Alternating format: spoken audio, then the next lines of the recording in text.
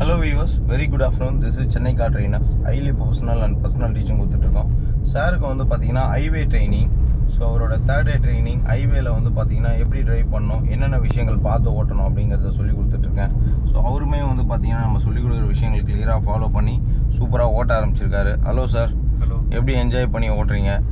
Really good sir. So வந்துட்டோம் இங்கே actually Kalpakkam வந்துட்டோம். ஆமாம், மறுபடியும் ரிட்டர்ன் பண்ணிட்டு இருக்கோம். கண்டிப்பாக சார் வந்துட்டு like has been always giving tips. So ரொம்ப யூஸ்ஃபுல்லாக இருக்குது. ஹைவே எப்படி ஓட்டணும் சொல்லிட்டு நிறைய யூஸ்ஃபுல் டிப்ஸ் கொடுத்துட்டே வராரு. ஸோ அதெல்லாம் ஃபாலோ பண்ணிவிட்டு I'm just enjoying the right now. So அது மாதிரி சில முக்கியமான பாயிண்ட் எல்லாம் அவருக்கு சொல்லி கொடுத்து, ஏன்னா 40லே தான் சார் ட்ரைவ் பண்ணிகிட்டு இருக்காரு. அது ரொம்ப முக்கியமான பாயிண்ட். ஏன்னா வந்து அதுக்கு மேலே ஸ்பீடை இன்க்ரீஸ் பண்ண வேண்டாம்னு சொல்லியிருக்கேன். ஏன்னா வந்து இது ஒரு சிங்கிள் ஹைவே அப்படிங்கிறதுனால எல்லாருமே வந்து பார்த்திங்கன்னா ஸ்பீடாக ஓட்டுறாங்க. அப்படி ஸ்பீடாக ஓட்டும்போது நம்ம கண்ட்ரோல் மிஸ் ஆகிடக்கூடாது. பட் அதே சேம் டைமில் வந்து பார்த்திங்கன்னா சேஃபாகவும் நம்ம ட்ரைவ் பண்ண வேண்டியிருக்கு. ஸோ இந்த வேல்யூபிளான பாயிண்ட் எல்லாம் அவருக்கு நம்ம சொல்லிக் கொடுக்கும்போது அவருக்கு ரொம்ப ஈஸியாக இருக்குது. இப்போ நீங்கள் பார்த்தீங்கன்னா தெரியும், பஸ் எல்லாமே பயங்கர ஸ்பீடாக ஓட்டுறாங்க. அதுவும் இல்லாமல் நிறைய பேர் வந்து ரொம்ப ரேஷாக ட்ரைவ் பண்ணுறாங்க. ரேஷாக ட்ரைவ் பண்ணும்போது நமக்கு கண்ட்ரோல் வந்து மிஸ் ஆகும். ஸோ அந்த கண்ட்ரோல் மிஸ் ஆகக்கூடாது அப்படிங்கிறதுனால தான் சாருக்கு வந்து நம்ம வந்து ஸ்லோவாகவும் சேஃபாகவும் ஓட்டுறதுக்கு வந்து அவருக்கு கைட் பண்ணிகிட்ருக்கோம். ஸோ இந்த கைடன்ஸ் படி அவர் ட்ரைவ் பண்ணுறதுனால என்ன ஒரு பெரிய ஃபேவராக இருக்கும் அப்படின்னா, டக்குன்னு நியூட்ரல் பண்ணுறதுக்கு எல்லாத்துக்குமே அவருக்கு வசதியாக இருக்கும். ஏன்னா இந்த டைமில் வந்து பார்த்திங்கன்னா அனிமல்ஸ் எல்லாமே ரோட் சைடில் வந்து நீங்கள் கிராஸ் பண்ணும்போதெல்லாம் வந்து பார்த்திங்கன்னா ஹாரன் கொடுக்கக்கூடாது. ரெண்டாவது வந்து பார்த்திங்கன்னா ஹைவேல ட்ராவல் பண்ணும்போது சடன் பிரேக் நீங்கள் யூஸ் பண்ணக்கூடாது. இதெல்லாமே பார்த்திங்கன்னா உங்களுக்கு ரொம்ப வேல்யூபிளான ஒரு டிப்ஸ் நீங்கள் தெரிஞ்சுக்கணும். ஹைவேவை பொறுத்தவரைக்கும் இந்த மாதிரி ஹார்ன் அடிக்காதீங்க. மாடு மாறலும் ஹார்னே அடிக்கக்கூடாது. ஏற்கனவே அவர் வர பாவம் அதை கஷ்டப்படுத்தி இந்த பக்கம் அந்த பக்கம் இழுத்துன்னு போகிறாரு. அந்த டைம் பார்த்து நீங்கள் ஹார்ன் அடிச்சிங்கன்னு வச்சுக்கோங்க, அதை மறந்து போய் உள்ளே ஓடி வந்துடும். ஸோ எப்போவுமே வந்து அனிமல் பார்த்துட்டு ஹார்ன் அடிக்கவே கூடாது. ஸ்லோவாக போய்க்கணும். ஏன்னா அது வந்து தெரியாது, அதுக்கு சென்ஸ் பண்ண தெரியாது. அதுக்கு ஹார்ன் அடிக்கிறீங்கன்னும் போது அதுக்கு பயம் வரும். புரியுதா உங்களுக்கு? அதுக்கு வந்து ஒரு பயம் வந்துடும். சடனாக பயம் வந்ததுன்னா அது இந்த பக்கம் அந்த பக்கம் ஓடும். ஸோ அதேமாதிரி டாகுமே அப்படி தான், ஹார்ன் அடிக்கக்கூடாது. நீங்கள் ஸ்லோ பண்ணிங்கன்னா அதுவே போயிடும் தானே.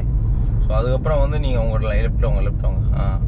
இது வந்து ஒரு விபத்து பகுதி. ஏன்னா வந்து ஒரு ஷார்ப்பான பெண்டு இது. ஸோ இந்த பெண்டில் வந்து இந்த பக்கம் லெஃப்ட்டில் வாங்க. ஸோ இந்த மாதிரி பெண்டில் ஓட்டும்போது ஸ்லோவாக நம்ம ட்ரைவ் பண்ணிக்கணும். ஏன்னா ரோடோட ஷேப்பை பாருங்கள் மாறிக்கிட்டே இருக்குது. ஸோ மாறும்போது வந்து பார்த்திங்கன்னா அதுக்கேற்ற மாதிரி கண்ட்ரோல் பண்ணி கரெக்டாக ஓட்டணும் அப்படிங்கிற விஷயமும் சாருக்கு வந்து பக்காவாக நம்ம கைட் பண்ணி சொல்லி கொடுத்துட்ருக்கோம். ஸோ அந்த கைடன்ஸ் படியே வந்து பார்த்திங்கன்னா அவர் ரொம்ப சூப்பராக வந்து ஓட்ட ஆரம்பிச்சிட்டாரு. இப்போ வந்து அவருக்கு ஒரு கையில் வந்து பார்த்திங்கன்னா கியர் பிடிச்சிட்டு ஓட்டுறதுக்கும் சொல்லி கொடுக்குறேன். ரெண்டாவது வந்து பார்த்திங்கன்னா அவரால் வந்து இப்போ சிஸ்டமேட்டிக்காக அந்த கியர் மாற்றுறது 4th கியர் போட்டுங்க சார். அவ்வளோதான். வண்டியை கரெக்டாக கண்ட்ரோல் பண்ணி ஓட்டுங்க. போகலாம் ஸ்மூத்தாக போட்டு ஓட்டுங்க. அவ்வளோதான். ஸ்பீடை வந்து கரெக்டாக மெயின்டைன் பண்ணும்போது நம்மளால் வண்டியை வந்து ஈஸியாக பேலன்ஸ் பண்ண முடியும். அதே மாதிரி அவருக்கு நான் ஒரு பாயிண்ட் வந்து எப்போவுமே சொல்கிறேன், ஆல்வேஸ் வந்து ஒரு முக்கியமான பாயிண்ட்டு, எப்போ எந்த டைமில் ஸ்லோ பண்ணாலும் ஃபஸ்ட்டு நியூட்ரல் பண்ணுங்க அப்படின்னு சொல்லி கொடுக்குறேன். ஏன்னா நியூட்ரல் பண்ணிட்டோம் அப்படின்னா வண்டி ஃபங்க்ஷன் ஆகாது. ஸோ அந்த டைமில் வந்து தெரியாமல் ஆக்சிலேட்டரே கொடுத்தாலுமே சவுண்டு மட்டும் தான் வரும், வண்டி மூவ் ஆகாது. ஸோ பிரேக்கை வந்து நம்ம ஸ்டெப் பிரேக்காக கன்வர்ஷன் பண்ணிக்கணும். ஸோ நம்ம வந்து பார்த்திங்கன்னா எந்த காரணத்தை கொண்டு சடன் பிரேக்காக யூஸ் பண்ணக்கூடாது அப்படிங்கிற விஷயமும் அவருக்கு நான் கைட் பண்ணியிருக்கேன். ரொம்ப லெஃப்ட் வராதிங்க. போகலாம், அப்படியே போங்க. அந்த எல்லோ லைனை ஒட்டின மாதிரி போங்க. எல்லோ லைன் மேலே போகாதீங்க. ஏன்னா மேலே போனீங்கன்னா ரிப்ளெட்டர் அது சவுண்டு கேட்டுகிட்டே இருக்கும் உங்களுக்கு டக்குன்னு. ஓகே. ஸோ இந்த ஒரு விஷயம் வந்து ரொம்ப கிளியராக அவருக்கு நம்ம சொல்லி கொடுத்து பண்ணுறதுனால ஒரு விஷயமும் வந்து பார்த்திங்கன்னா கிளாரிட்டி வாய்ஸ் வந்து டிரைவிங்கோட ஃப்ளோ வந்து கரெக்டாக வருது. ரெண்டாவது வந்து அந்த மூமெண்ட் ஆஃப் டிரைவிங்கை வந்து பார்த்திங்கன்னா பக்காவாக கொண்டு வந்துட்டுருக்கோம். ஸோ சாரை பொறுத்த வரைக்கும் 100% வச்சு அவர் ரெடி ஆகிட்டார். ஸோ இதுக்கப்புறம் வந்து அவர் டிரைவிங்கை பொறுத்த வரைக்கும் அவர் கார் பர்ச்சேஸ் பண்ணிட்டு அந்த காரை டே டு டேயில் வந்து அவர் ட்ரைவ் பண்ண தான் நிறைய விஷயங்கள் வந்து அவருக்கு அனுபவத்தினால வந்து அவருக்கு கிடைக்கும். ஸோ இப்போ வரைக்கும் அவரால் பக்காவாக ட்ரைவ் பண்ண முடியும் அப்படிங்கிற கெப்பாசிட்டியை வந்து கொண்டு வந்துட்டோம். வித்தின் 3 டேஸில் எவ்வளோ பெரிய ஒரு சக்ஸஸ் அப்படிங்கிறத நீங்கள் யோசிச்சு பார்க்கணும். ஏன்னா சாதாரண ஒரு விஷயம் கிடையாது இது. 3 நாளில் வந்து இவர் இந்த அளவுக்கு பக்காவாக, அதுவும் எந்த கண்ட்ரோலும் என்கிட்ட கிடையாது, 100% கண்ட்ரோல் அவர்கிட்ட மட்டுமே கொடுத்து ஓட்ட வச்சுருக்கிறேன். எப்படி சார் நீங்கள் எதிர்பார்த்தீங்களா 3 நாளில் இந்த அளவுக்கு நீங்கள் பக்காவாக ட்ரைவ் பண்ணுவீங்க அப்படின்றத? சார் கண்டிப்பாக நான் எதிர்பார்க்கவே இல்லை. ஸோ வெனஸ்டே ஆக்சுவலி இன்றைக்கி வந்துட்டு ஃப்ரைடே. வெனஸ்டே மார்னிங் நான் எப்படி இருந்தேன், நவ் ஃப்ரைடே ஆஃப்டர்நூன். ஸோ இப்போ இவ்வளோ இம்ப்ரூவ்மெண்ட் தேர்ட் டே. ரைட்லேயே போங்க, ஸ்லோவாக போங்க, ரைட் சைட்லேயே அப்படியே போகலாம், மெதுவாக போங்க அப்படியே போங்க, மெதுவாக போங்க, ஸ்பீடெலாம் போங்க, அப்படியே மெதுவாக போயிட்டுருங்க, ஸ்லோவாக போங்க, ரைட் சைடில் இருங்க, ரைட்டில் போங்க, லெஃப்ட்டில் வராதிங்க, ஏன்னா வண்டி ஒன் வேல வருது பாருங்கள். லெஃப்ட்டில் வாங்க, இப்போ வாங்க லெஃப்ட்டுக்கு, ரெடி பண்ணுங்க, வெரி குட். ஏன்னா ஒன் வேல வந்து வரும் வண்டி, அந்த மாதிரி டைமில் நம்ம வந்து ஒதுங்கக்கூடாது. Okay right. எந்த காரணத்தை கொண்டு இந்த லைன்லேருந்து நீங்கள் கீழே இறங்காதீங்க சார். ரொம்ப ஓவராக ரைட்லேயே லைன் மாதிரியும் போகக்கூடாது, ஏன்னா ஸ்லோ பண்ணிங்க, நியூட்ரல் பண்ணிக்கிட்டாக்குன்னு. ஏன்னா சில பேர் ஓவர்டேக் பண்ணுவாங்க. போகலாம். ஓவர்டேக் பண்ணும்போது நம்ம என்ன பண்ணோன்னா அவங்களுக்கு ஏற்ற மாதிரி கொஞ்சம் லைட்டாக ஸ்லோ பண்ணி வழியும் கொடுக்கணும். ஏன்னா அவங்க வந்து பார்த்திங்கன்னா ரொம்ப ரேஷாக ட்ரைவ் பண்ணுவாங்க. ஸோ அதனால் வந்து நமக்கு விபத்து கஷ்டத்தை உண்டாக்குவாங்க. ஸோ அந்த மாதிரி டைமில் வந்து நம்ம வந்து டென்ஷன் எடுத்துக்கூடாது. டக்குன்னு வண்டியை ஸ்லோ பண்ணிவிட்டு அவங்களுக்கு வழி கொடுத்துட்டு நம்ம கேஷுவலாக எப்பயும் ஓட்டுற மாதிரி ஓட்டிக்கணும். ஏன்னா டிரைவிங்கை பொறுத்த வரைக்கும் இந்த மாதிரி விஷயங்கள் வந்து எல்லாருமே பண்ணக்கூடிய ஒரு விஷயந்தான். லெஃப்ட் அவங்க லைட் அவர் விட்டுருங்க ஆம்புலன்ஸுக்கு. ஸோ ஆம்புலன்ஸ் எப்போ வந்தாலுமே நீங்கள் வந்து லைட்டாக வழி கொடுத்துடணும். ஏன்னா வந்து ஒரு உயிருக்கோசரம் போராடிட்டு இருப்பாங்க. ஸோ அந்த மாதிரி டைமில் வந்து நம்ம கண்டிப்பாக வண்டியை ஸ்லோ பண்ணி ஒரு ஓரமாக ஒதுக்கிட்டு அவங்களுக்கு வழி கொடுக்கறதுங்கிறது வந்து ஒரு நல்ல பழக்கம். ஸோ டிரைவிங்கில் இது எல்லாமே வந்து பார்த்திங்கன்னா மிகப்பெரிய ஒரு சக்ஸஸை குடிக்கக்கூடிய ஒரு விஷயம். ஸோ நம்ம சென்னை கார் ட்ரைனர்ஸை பொறுத்த வரைக்கும் ஒவ்வொரு விஷயமும் பார்த்து ட்ரெயின் பண்ணுறதுனால ஈஸியாக வந்து 3 நாள் ஃபுல் டே அவருக்கு ட்ரைனிங் கொடுத்தேன். ஸோ இன்றைக்கி 3ஆவது நாள் ட்ரைனிங் பக்காவாக போயிட்டுருக்கு அவருக்கு. எல்லா விஷயமும் மறுபடியும் இன்றைக்கி அவர் கவர் பண்ணி சொல்லி கொடுக்கறதுனால ஸோ அவர் டோட்டலாகவே வந்து ஹாப்பியாக வந்து ஓட்ட ஆரம்பிச்சிருக்காரு அப்படின்றதுல எந்த விதமான ஒரு மாற்றமும் இல்லை. ரெண்டாவது வந்து be cool and happy drive, அது ரொம்ப சொல்லியே ஆகணும்.